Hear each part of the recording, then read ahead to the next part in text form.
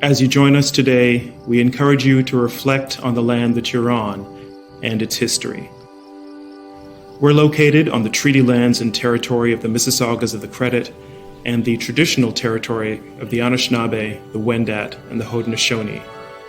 The territory is within the lands protected by the Dish with One Spoon, One Pen Belt Covenant and is home to many First Nations, Inuit, and Métis people. We are grateful to work on this land.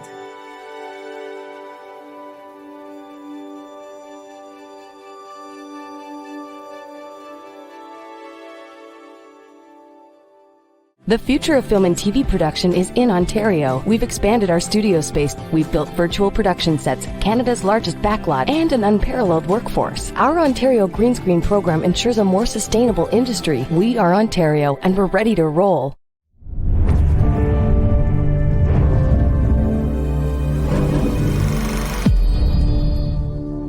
The Hollywood Reporter is pleased to partner with the Toronto International Film Festival. So head over to thr.com/TIFF for full coverage of the 2021 event. And if it wasn't for Toronto, actually, I would not be here talking to Toronto.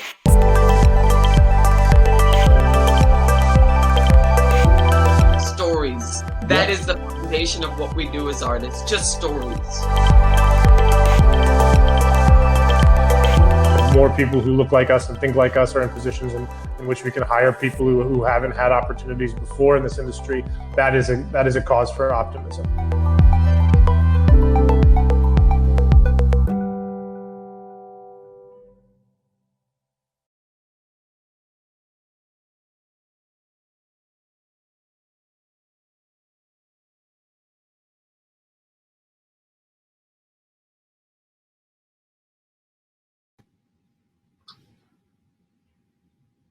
Hi, my name is Joanna Vicente, and I'm the Executive Director and Co-Head of TIFF.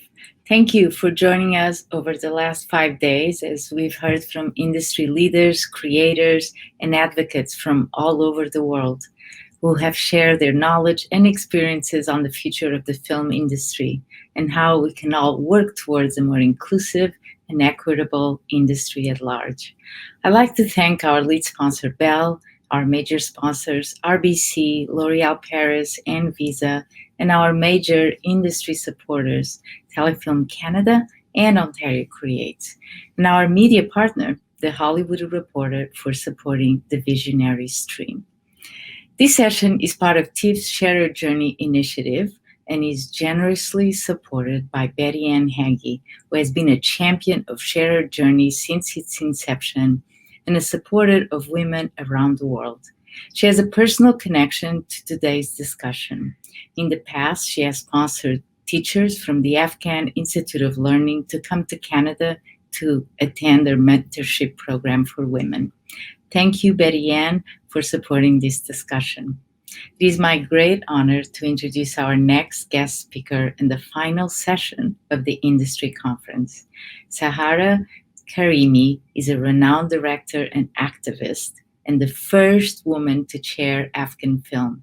She joins us to speak about how the international film community can support and care for Afghan artists and the role of film, or the role that film plays in affecting change. Leading us through this conversation is director and TIFF alum, Tariq Kayumi.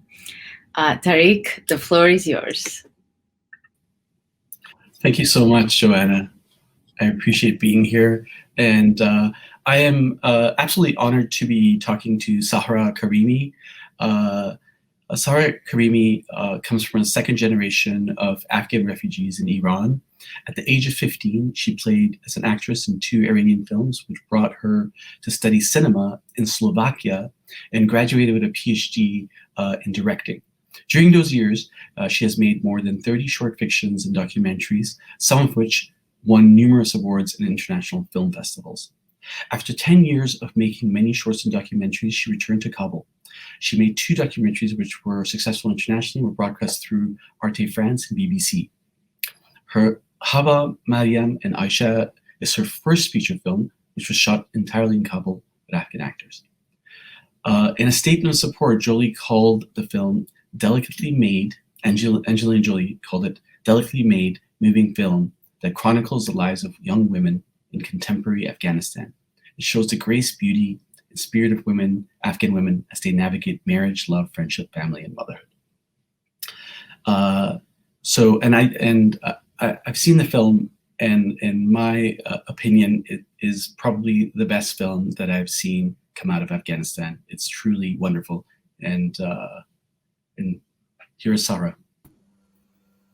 Hi, everybody. Thank you very much for TIFF Industry that inviting me to this wonderful conversation. I'm here, and I hope we have a very good conversation together. And thank you for supporting Afghanistan, Afghan people, and Afghan filmmakers, and for supporting us to raise our voice. And I think this is very important time that we talk about Afghanistan and we talk about Afghan artists and filmmakers, because I believe that film and cinema, like a door to introduce history and histories of a nation. So we shouldn't let this door to be closed. Great. Again, I'm really honored to be talking to you today, and especially at this time. I would like to ask you to build the scene before, let's say weeks before, when the Americans were about to leave and the Taliban were fighting on the outskirts of Kabul. What were your feelings at that time? I myself and with my team, like in Afghan Film, we were so busy last few months, because I created 5 years program for development of Afghan cinema, National Afghan Cinema and Afghan Film Organization. We successfully finished the first year, and we were preparing for the next year.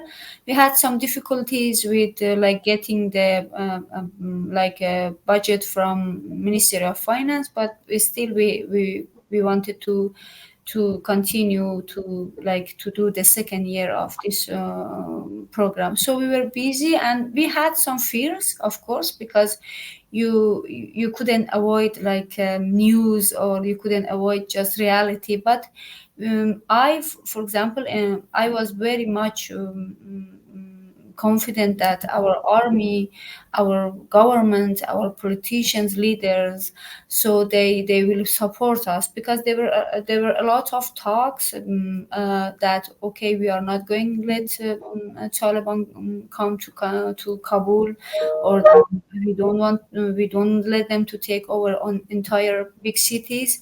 So I myself was very much confident. So our army and our the government will support us. But there was fear among the society and among the people. And also in past months, we had a very, very difficult times, especially there were many explosions, car explosions. In Afghan Film, they killed 2 of my very young employees 3 months ago in car explosions.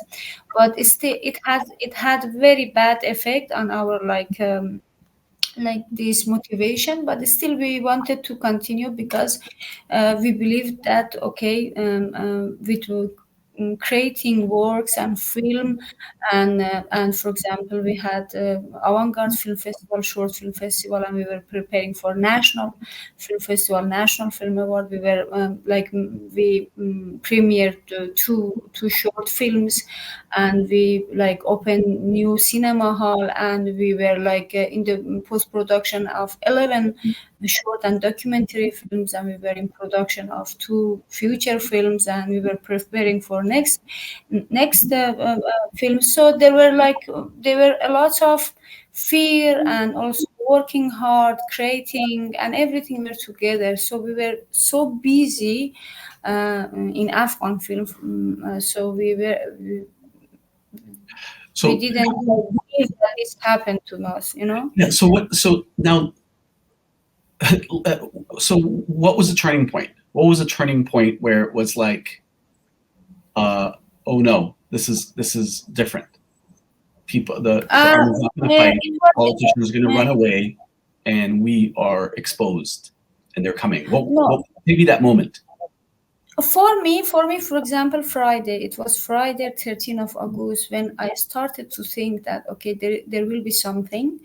So for that, I decided to write that open letter to film community, because before that I asked some of my, like 2 weeks ago, I asked some of my friends, can you help me with writing, because I wanted to be in very good English, and and also I talked with our ministry that can I share this letter, and they said no, it is not, there is no need.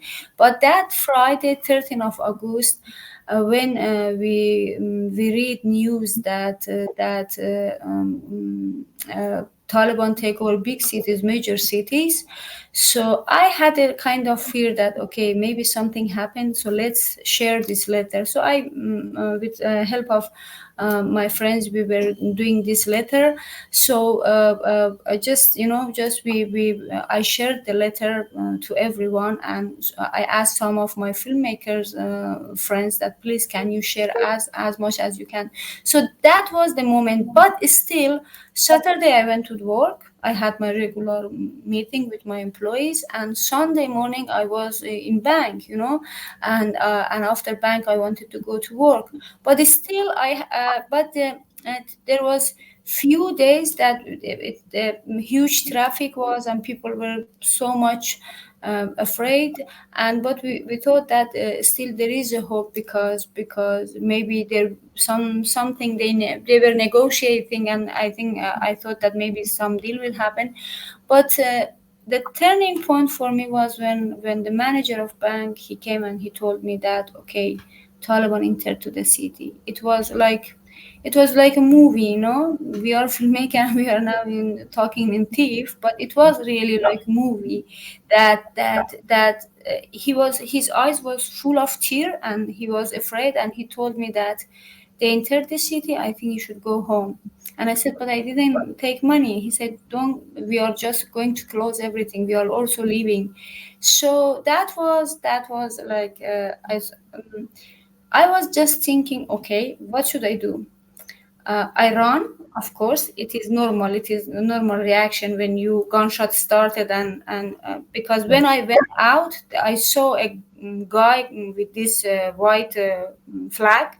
So it was like kind of very, very strange. So people were so confused, and I just ran, and I was thinking, okay, because when whatever happened to you, you just think of your very close people at that moment. So I was thinking of my brother and his daughters, because he has 5 daughters. So I was thinking, okay, whatever happened to me, if they kill me, Taliban, if they catch me, if they send me to prison or whatever, the circumstances will follow them too, So I just called them. So it was, it was so kind of, I don't know in English how to explain, but something that we call a cold water is, they put you under very cold water. People were confused, city were confused, shoppers were confused. Some people, they were running, some people they're just looking, gazing, some people making laugh. So it was such a very strange situation. Yeah. No, This is what I'm going to leave, Yeah, I feel like I was there in when I first arrived in Afghanistan. It was April 2011. It was okay. I mean, there wasn't much going on, but that 10th anniversary of the Taliban, on September 12th, they did this first massive attack where they took over 4 buildings in Kabul. And I remember I was working at Total TV at the time, and that was the first time the Taliban really showed their power. And I was in Kabul. You were in Kabul too, yeah. And we hid in the basement, and there's so much gunfire going on. We thought that they were coming for us. We didn't know where they were. And I remember once my boss saying, "Hey, we just have to leave." So I remember walking across those a backyard and seeing a rocket-propelled grenade go across the sky, and I felt, oh, but that was the moment I think they told us that they're here, right? And they have power 10 years ago. But I think that what's really interesting now is that the journey of you getting out, because so many people didn't get out, and how did you make it happen? Because that's incredible. I mean, I know you have incredible courage, and I know you don't give up. And I've read a lot of articles about you, but take us into the details of that. So it was, as I told you, it was very difficult for me because suddenly I needed to decide what should I do, because till the end of the day I wanted to stay in Afghanistan, and it was mid of day still I was in Afghanistan. So I told myself, what should I do?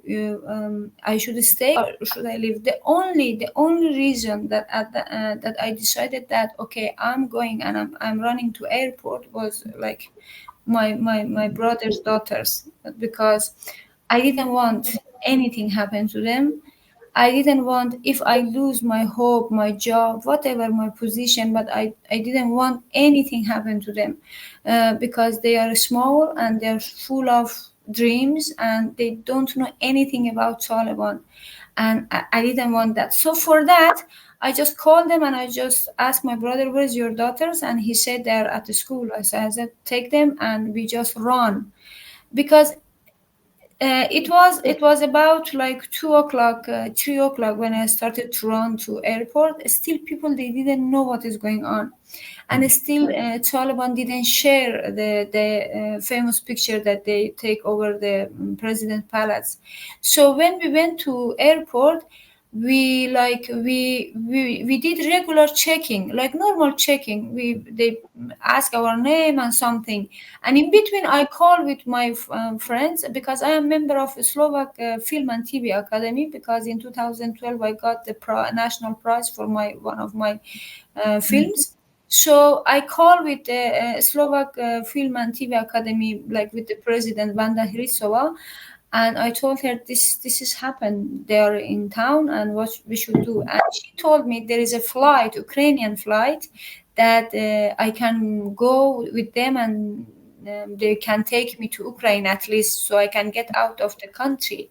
So we were there and there was also, our name was in list and we were also waiting. We went like for another checking and everything. There were hundreds of people, they were waiting, and then when they announced that okay, Taliban entered the city and they take over president palace and our president left the country, so the situation totally changed. All employees of airport, they just left the airport and the open airport, and people just coming.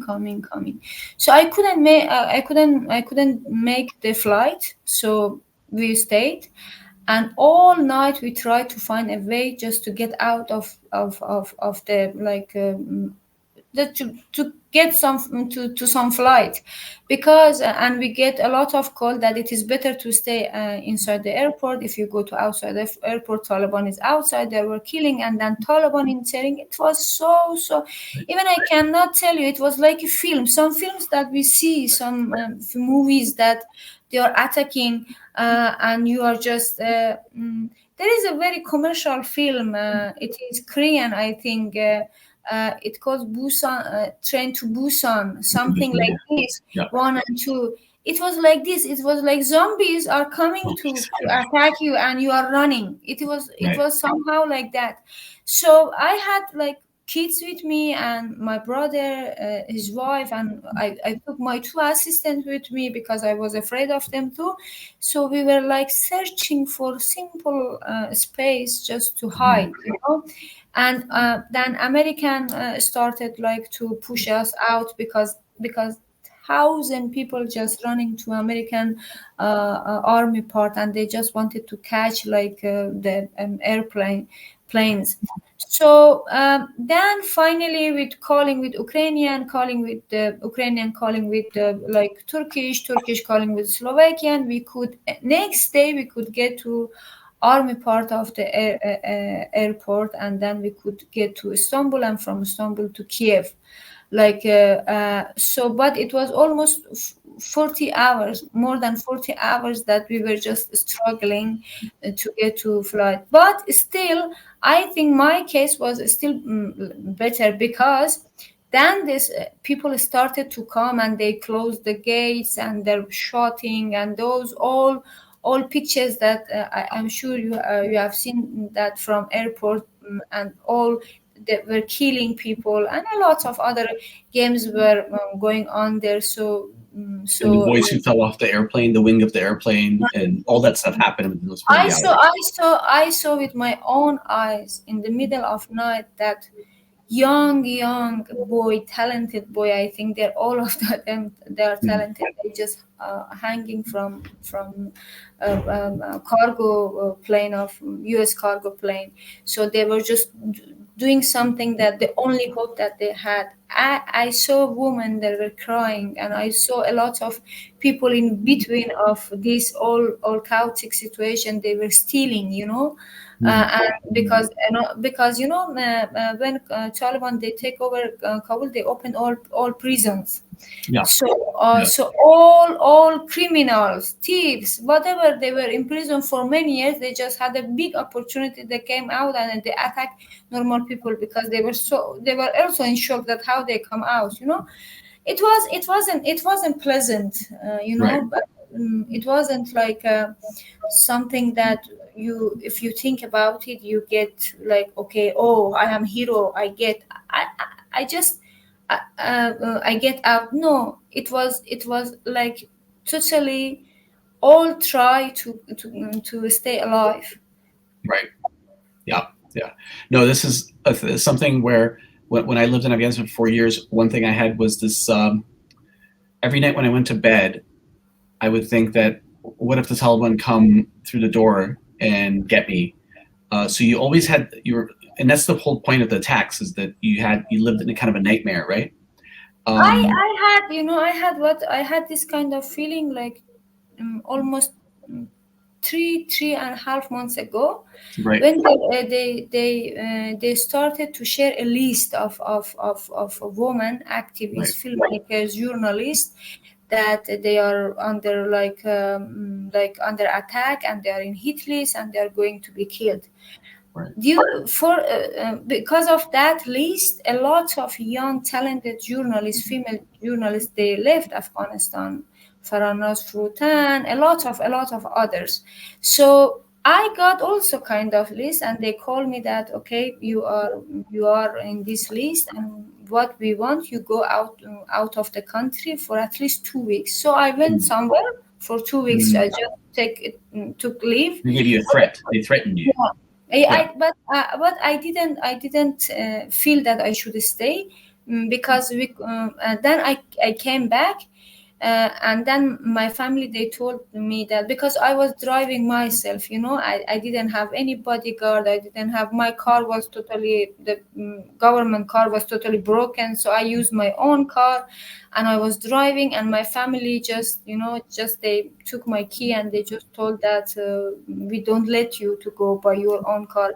So I took in taxi. Sometimes I put my mask, like just they don't know me. So I by food I went to work, and I was walking, and I tried all of these possible ways to get to office, to work all these days, and the fear that was inside me. And then when they killed two of my employees, very, very young girls, like 20 and 21, that was the moment that even because I was searching for their body all night and next day. So, and that was the moment that I told, okay, because maybe they are going, like, it was totally accident, because the explosion was in car, but there was employee of Afghan Film. So it was very big news. So that was also a moment that I really lost hope. But again, I push myself. I motivate myself. No, Sarah, you should run your office. My team should be like motivated. But still, this fear that you sleep and you wake up and you go to work and you cannot return. I lived with it.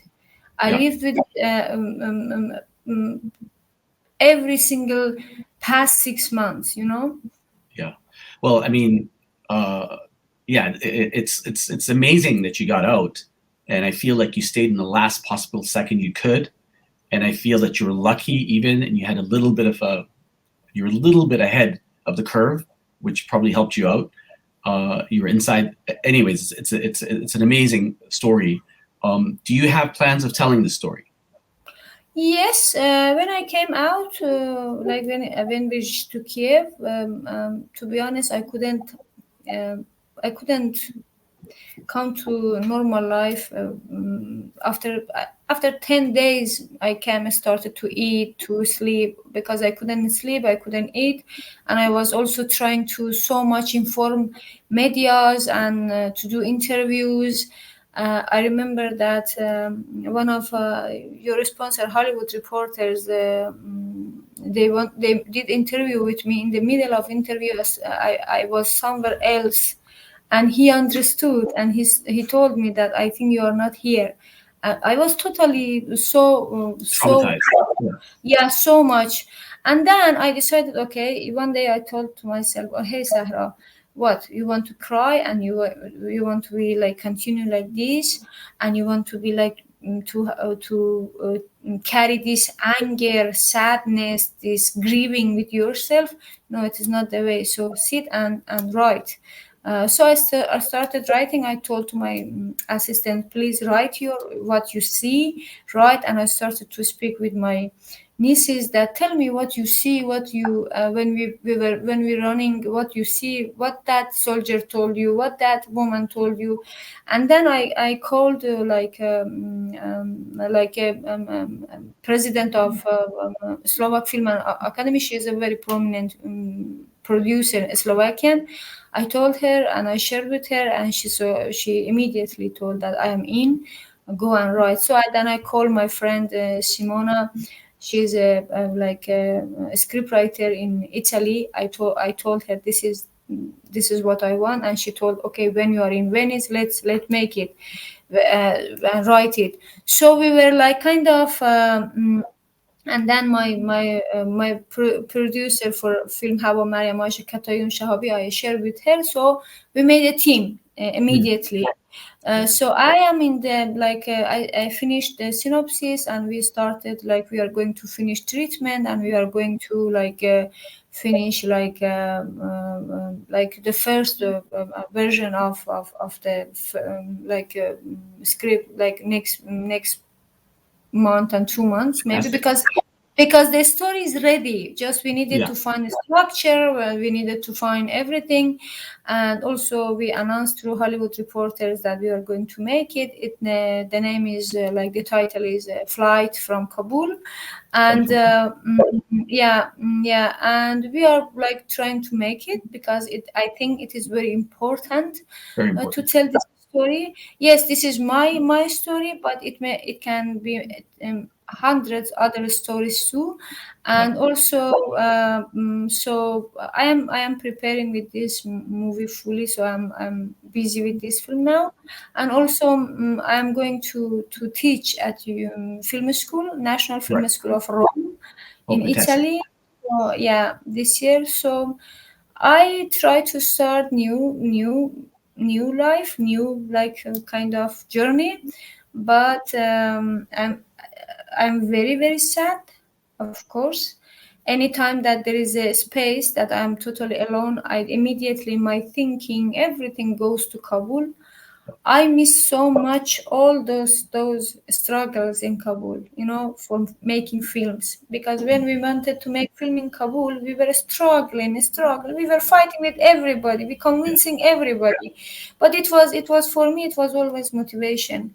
I miss the city. I miss the atmosphere, because as a filmmaker, I am very much based on my observation. Yeah. When I observe, I talk with people. When I share, like I listen to their stories, so I always get some motivation. So now I don't have that chance, but I try to use my all memories and experience during past 9 years that I lived there. So I try to reflect in this movie at least for a while. Do you? I mean, yeah, it's I think I can totally relate to that, but I feel like I think about this a lot, and I just wanted to ask you: do you think that you'll ever go back? Oh, some of my friends, they stayed in Afghanistan. I write them every day, can you find a way I can back? And they say that, the paradox is that in Ministry of Culture and Ministry of Information and Culture, they didn't tell me anything. They didn't even told me you are not going, you are not anymore head of Afghan Film or something. They even didn't react to my all what I am, because I'm advocating now everywhere. I'm talking, writing, doing interview. They didn't tell anything. And I asked several times that, okay, what is your opinion about me? Should I come back or should I stay and something? And they just told they didn't decide about you. So you are employee of Ministry of Culture, Ministry of Information, but you should stay at home. This is really interesting. You're still an employee. Wow. I am still active. I put a term in of valid. I am valid employee, not active but valid employee. But I didn't get any even, the way that they look at me. For example, I see in photos that they are now sharing these days that they are this appointing new I don't know new vice president, new blah blah blah. I saw my colleagues that they changed their dress and the way they are not shaving anything. So I saw that, okay, all of them this, and I was the most active director of Ministry of Information and Culture, but I'm not there, and nobody even think about me.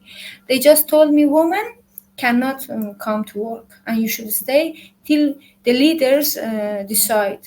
So I told them, okay, so if you tell that I should stay at home, think that I am at home, but I need to do some advocating for my filmmakers. So I'm not going to, maybe because they say, okay, if we tell her don't come and blah blah blah, she will, through media, she will make many voices or something. But this is the reality. They don't tell me that you are not the general director of Afghan Film, but they are not telling me anything else also. That's amazing. That's really amazing. Every day, every moment, every single moment, I dream there will be miracle and we go back. Mm-hmm. Because when we came, we just locked the door. I take my key and I didn't even have time to collect my very personal things.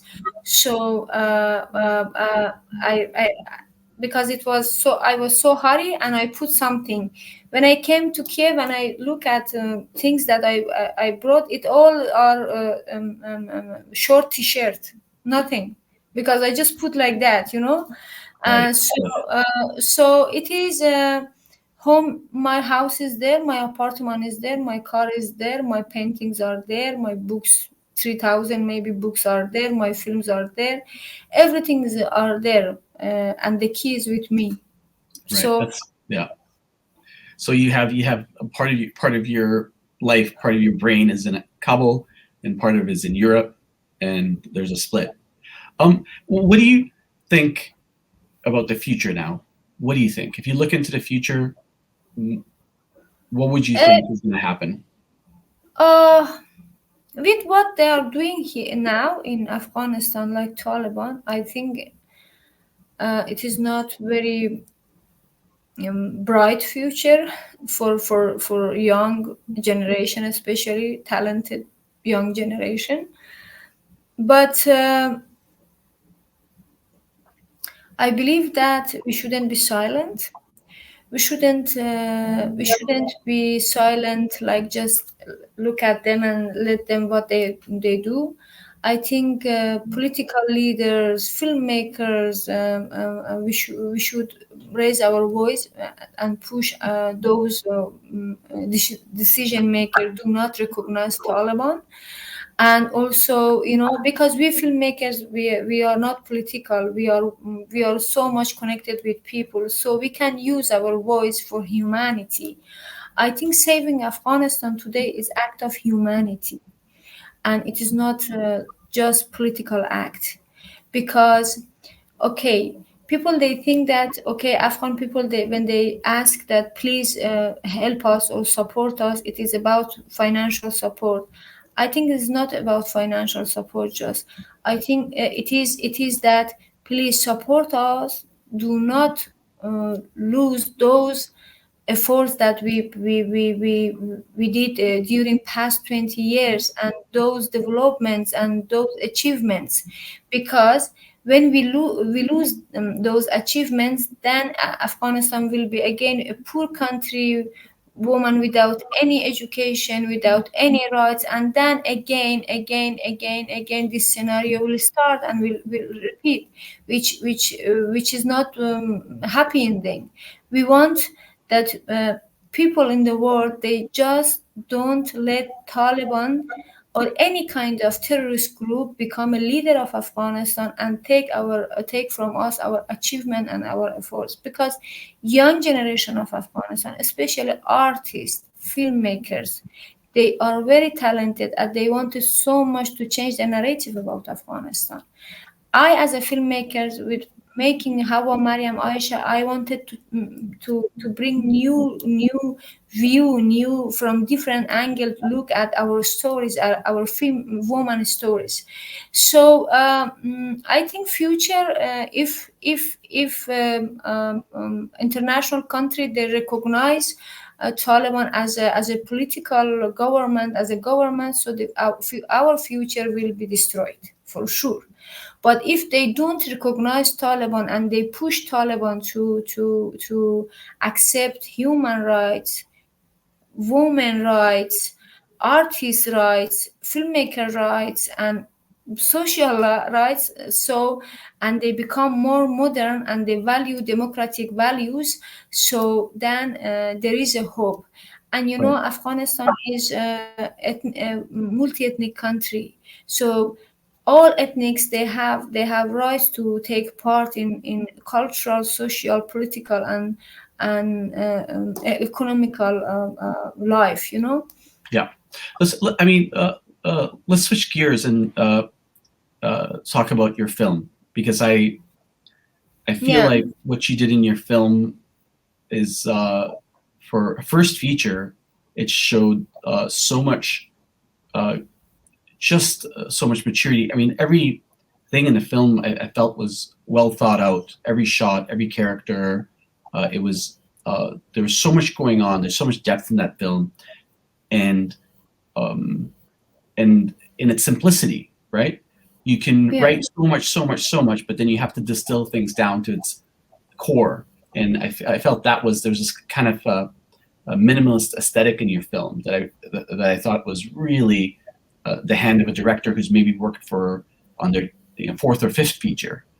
So explain, go a little bit into your process of. Yeah, I Hava, Maryam, Ayesha is I can tell that it was the first independent film during this past 20 years, because a lot of film made with co-production of foreign countries. But I decided, when I finished my study, okay, I'm going to make a story that I know that a lot of co-production companies maybe not going to support financially the film, because I look at the different issues, and maybe they didn't want to very much to see modern Afghan women, as Maryam, for example, in part Maryam.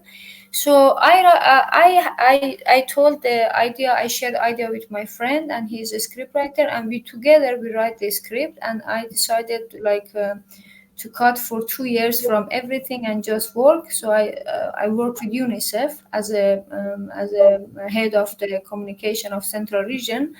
Then after I earned some money, I decided to make this film independently, which wasn't so easy because I didn't have enough money. So then my family helped me. So, and for post production, we Katayun Shahabi, she take a part, and we made post production in Iran. But it wasn't not.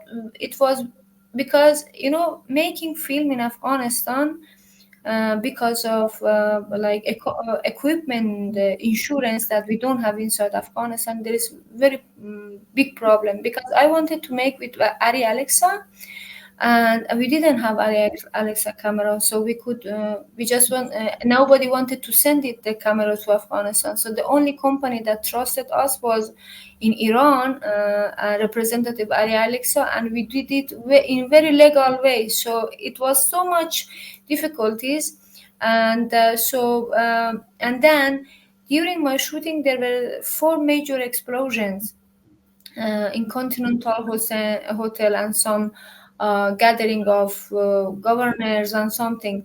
So there was fear, and there was a lot of equipment limitations and financial limitations. So but I wanted so much to do it. But everybody say why, because I played with details very much in this film.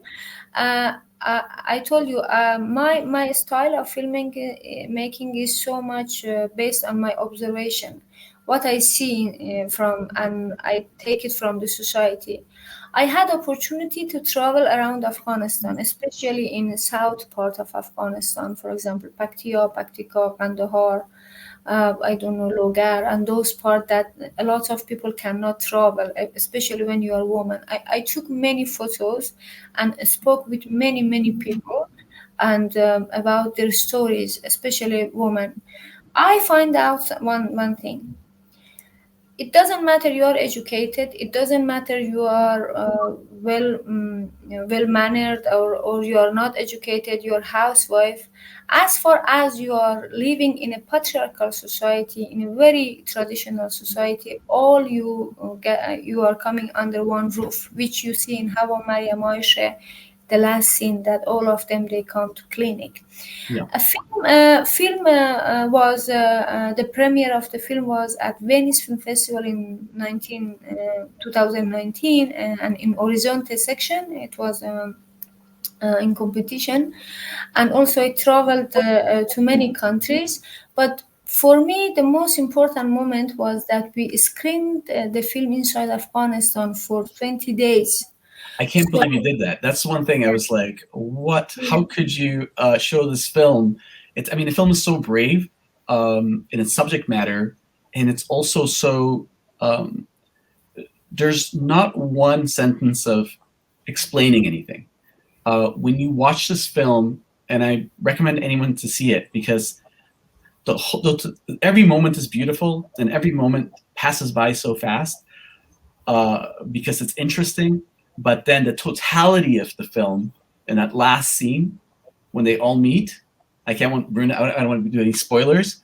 It's just, it really sums the whole thing up really nicely. And I'm still thinking about the film. I haven't stopped thinking. Well, I have kind of my way of writing is that I always thinking about end of the film. Yeah. For example, for this my new film, Flight from Kabul, I already think about and about the beginning. I know that from where it starts. So about Hava, Maryam, Ayesha, I knew that from where it starts, and where to end. So and also in this film, just one of actress or like professional actress. Hava, she is not even. It was her first time she played in film. Maryam, she is a sport woman, and like Ayesha, she is a professional actress, and all other people that you see inside the film, they're all of them they're actor and actresses. So I want when I decided to screen this film inside Afghanistan, I was so afraid because I didn't know that how people react. But there was two group. Women, they like it so much, and men, they didn't like it so much. Yeah. But we screen it for 20 days, and every time we screen it, it was full. We screen it in small places, in big places, in cinema halls, maybe in private places. We screen it everywhere, and it was kind of this feeling of that your poster of your film is everywhere. We made it billboard for this. It was like my dream. So we made posters. It was social media debate about this. Some people, they just some critics, they just hate the film, and some critics, they just was like fun of the film. So it was this was the dialogue that started. Right. And it was very, for me, it was such a wonderful feeling. Especially, maybe it is for other filmmakers in other countries, maybe it is not that emotional, okay? But for me, it was when for the first time I saw the billboard of my film in the street. It called Shara now. Like a new, I saw the billboard. I cried. Right, and so but also, I mean, that's a beautiful story. But how did you get away with the shower scene? I thought it was so risque, and I know maybe for the Western eye, it's like, oh, it's just some hair getting wet, and also the way, because I've shot a lot of stuff in Afghanistan, and it was always like I never pressured because I'm a man for no one would take off their no actor, professional or not, they wouldn't take off their scarf, and you made them take off their scarf. There was an intimacy in your film. Yeah, because I'm female film director. This is the positive of being female film director. Yeah. So because I didn't want to show women at house with a scarf, because we in Afghanistan, we don't wear a scarf inside the house, like home. Even young generation, they didn't, before the Taliban came, they didn't even wear a scarf outside at the street. So I didn't want to show fake, okay, because we are Islamic, so we should, every time we should put a scarf. I don't like that kind of thing. I told them, okay, she didn't want to go to under the shower, but I told her this is the important and part of my film, and it is about film. It is not about your feeling, your personal feeling. And then she accepted, but the funniest thing is that my film was the only Afghan film that screened 5 months in Iran in the cinema. So they didn't cut the shower scene. They said this is foreign film.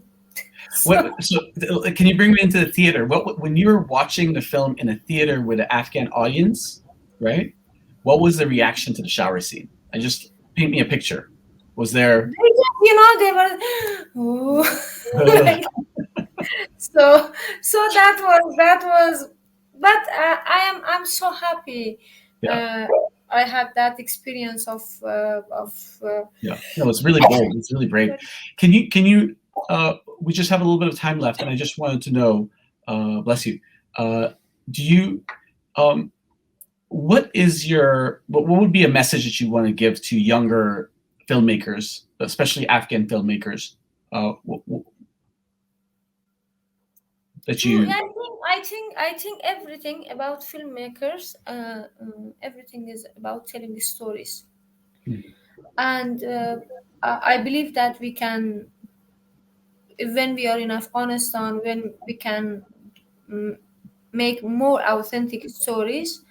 But a storyteller is a storyteller, especially a filmmaker who knows how to visually, audio visually tell the story, so can tell a story everywhere, you know. So for me is that my advice is, as this advice is for myself too, that don't give up your dreams. Even life is not kind.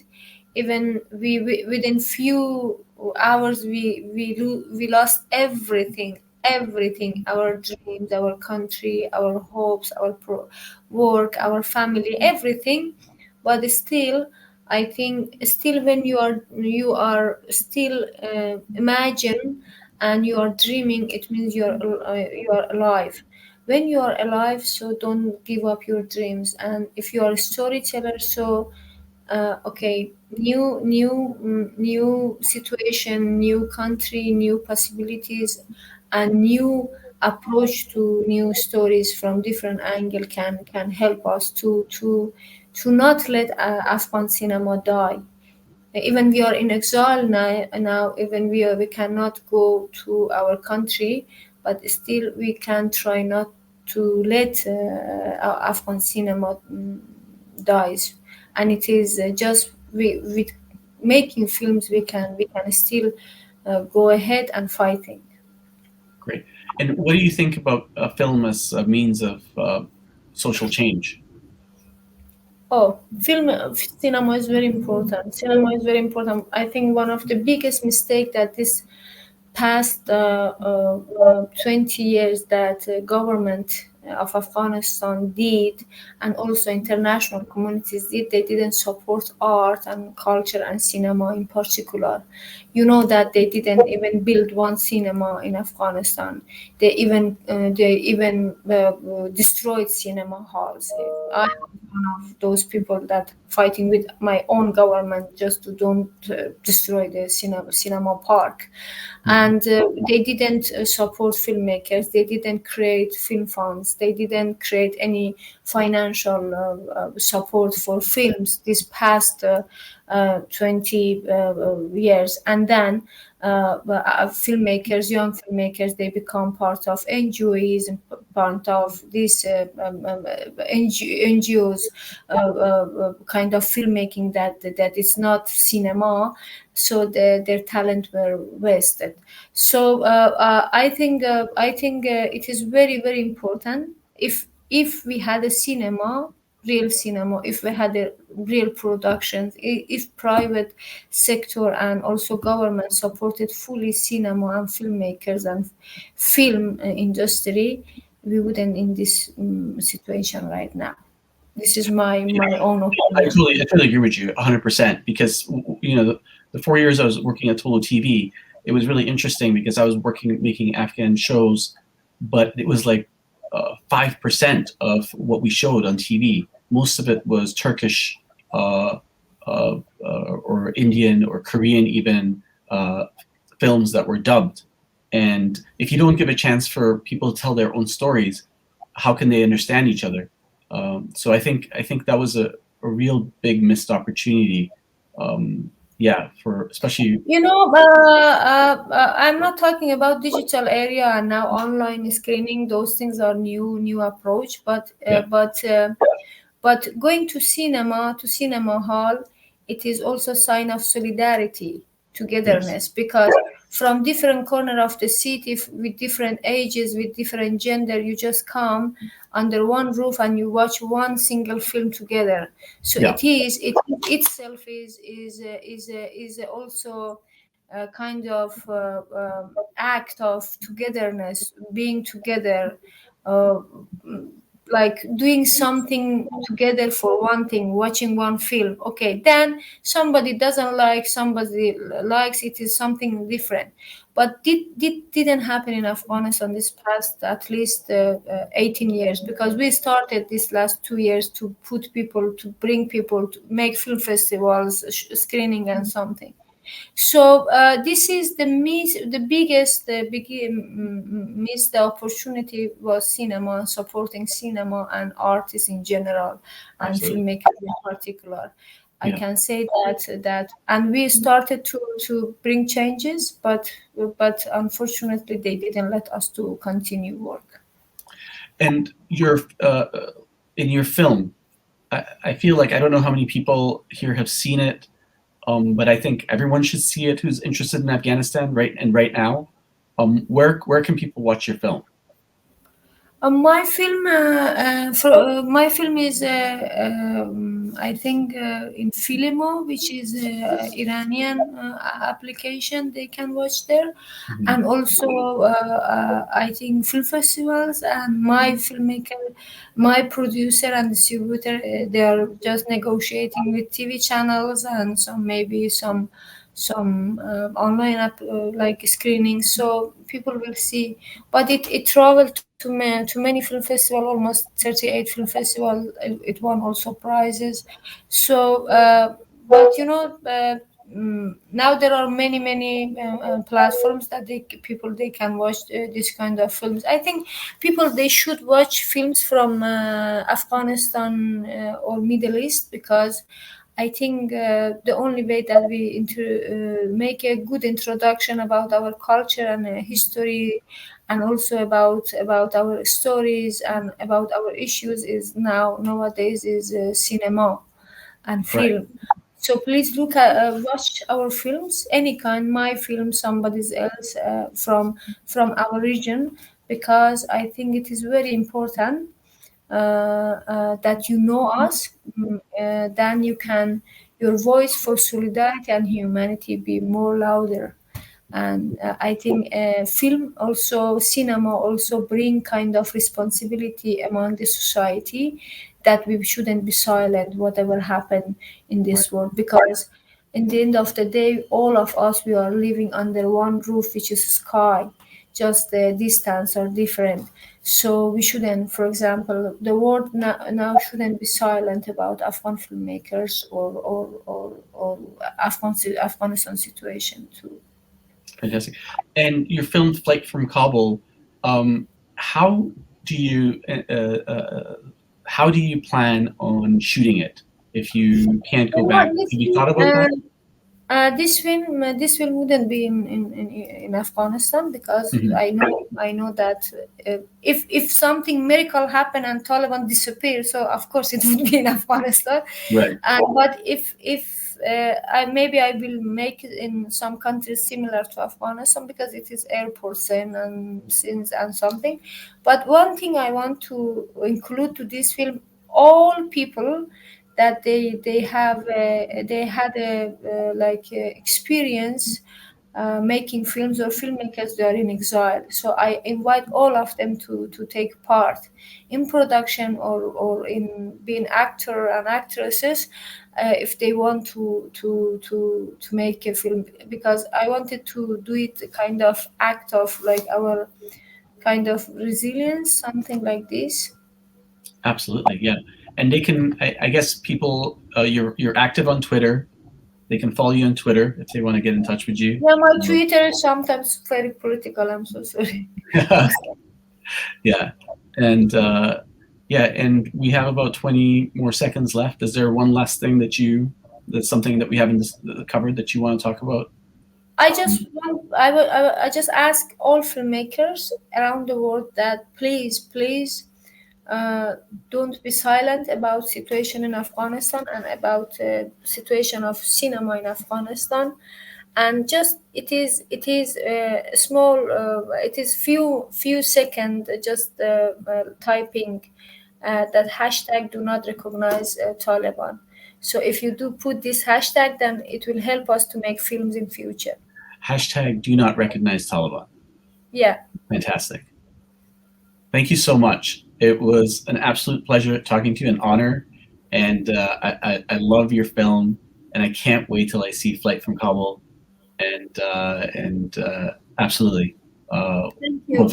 Hopefully, we'll have you in Canada and at TIFF. Yeah, I would like to thank TIFF industry for this opportunity, and I'm sure because it is a very important and significant platform for filmmakers. So thank you very much for giving me time to talk. Perfect. Right then.